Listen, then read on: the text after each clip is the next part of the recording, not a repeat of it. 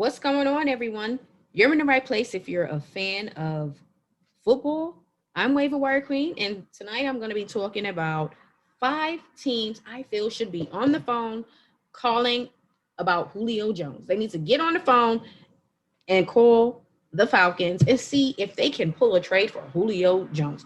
Now, keep in mind, this has nothing to do with salary cap because if they're going to trade or attempt to trade for him, they're going to have to make some of these teams are going to have to make space to bring in Julio Jones. And to me, some of these teams are playoff teams and it will be worth it.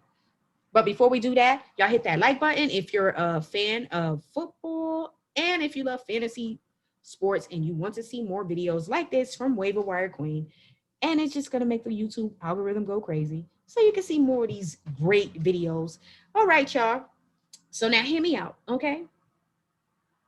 Kansas City Chiefs, I have them at the top of my list, and they should be calling about Julio Jones. Obviously, you guys are going to say, girl, Waiver Wire Queen, get off of that stuff. They have Tyreek Hill. They have arguably one of the top, if not the top tight end in the NFL, and my boy Travis. Yes, some people would say it's Kittle. Some people would say it's him. To me, it's a matter of preference. They both are dominating tight ends, and I I wouldn't mind one of them on my team. I'm a Giants fan, so I'll take either one. So bring them on over if you can. So the other wide receivers on the Chiefs, they have Miko Hardman and they have Demarcus Robinson. We remember Demarcus Robinson from a Super Bowl ago, the previous Super Bowl, dropping a lot of passes. Hardman, we thought he was going to step up this season and take Sammy Watkins' spot, but he just didn't. He just didn't do it. He didn't get the job done. He actually lost snaps to Robinson. So you're going to say that, hey, they have Hill. Okay, they have Hill. What happened during the Super Bowl? Hill had 73 yards. You're going to say, well, it was the Tampa Bay front seven. Yes, they played a huge role. However, the other guys couldn't get open. I don't care how fast you are, but can you run a route? And can you get separation? That's important at times too. So you have Hill. He's unable to make anything happen like he did during the regular season when he dropped 263 yards on the Bucks. But they said that's not happening again. We're going to shut him down, which they did. Most people will say, well, 73 is good. No, not when you're dropping 269 yards and you're a force in the NFL, especially when you're playing other teams. The other guys did not step up. And so adding Julio Jones would be a smart move, a great move. They're in Super Bowl contention. So giving up a number one and trying to make cap space to fit his salary in there, they should want to do it because that would be dope. You got Hill and you got Julio. So now you are not going to be sending 2 and 3 guys out on Tyreek Hill and say, well, we can do that because one, we got out front seven doing the thing. And then there's not any other wide receivers on this roster who we think is going to do anything to hurt our team. We can just throw 2 or 3 guys at Tyreek Hill. Well, with Julio Jones there, you're not going to be able to do that. So you're going to have to figure something else out. They're in win now mode. So even though Julio's over 30, who cares?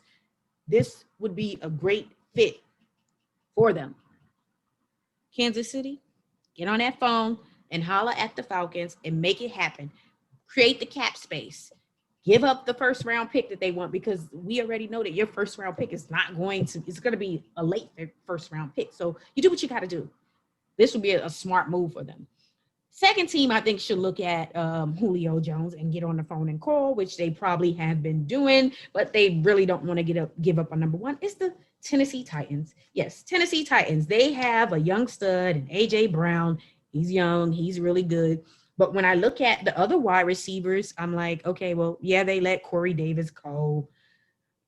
I didn't have a problem with that because he waited to his last season before free agency to have a great season. Some may say, well, they didn't have a solid quarterback. Okay, I don't care. It is what it is. The other wide receivers on their team, they have Josh Reynolds, Chester Rogers, and they drafted a young wide receiver and Westbrook Icon.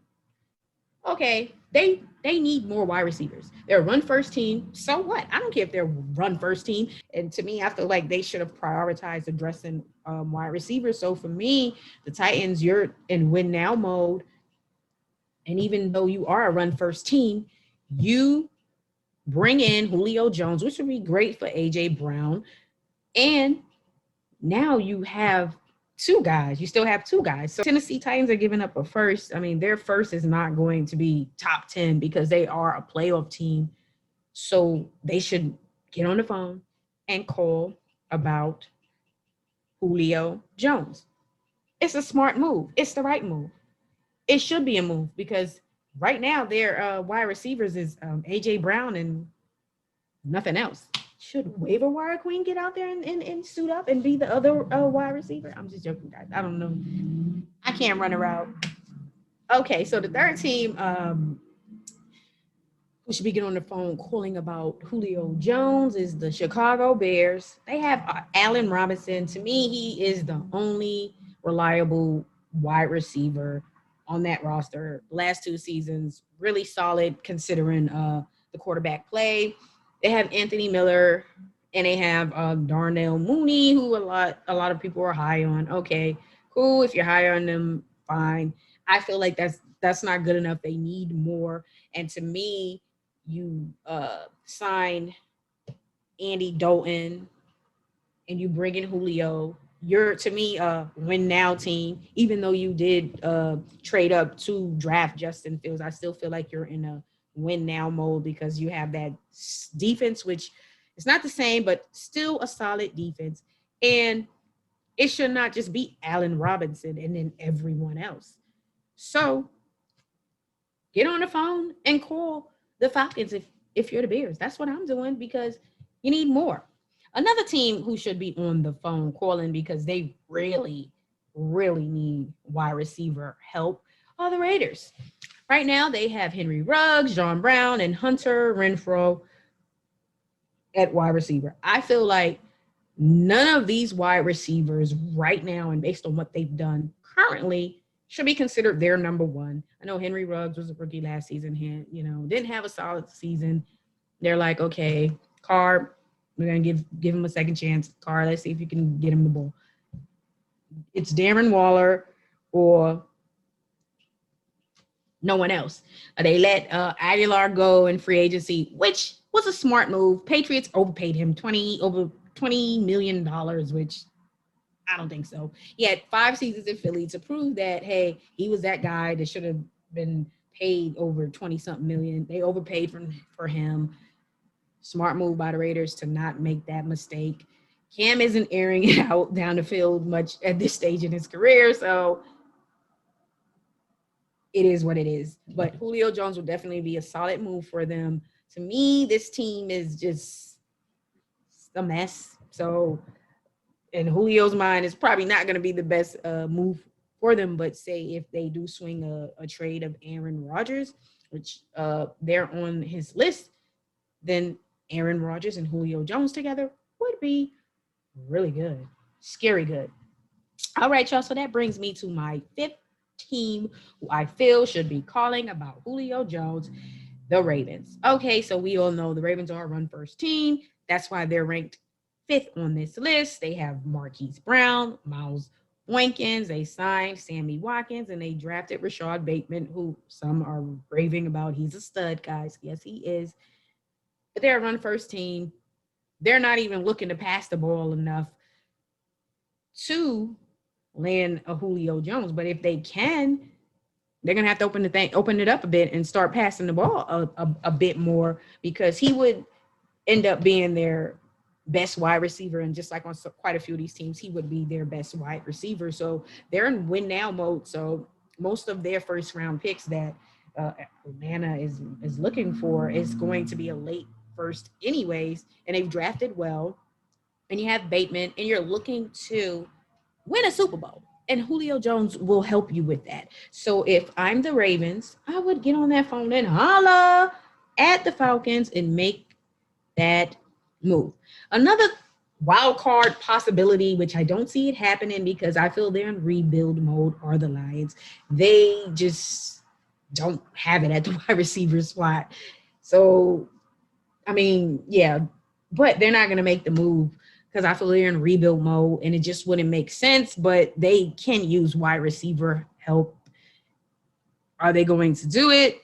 No. That's why I said they're a wild card, long shot possibilities because they can use wide receiver help. They didn't draft the wide receiver to the 4th round when they should have been prioritizing wide receiver early. However, they didn't. It is what it is.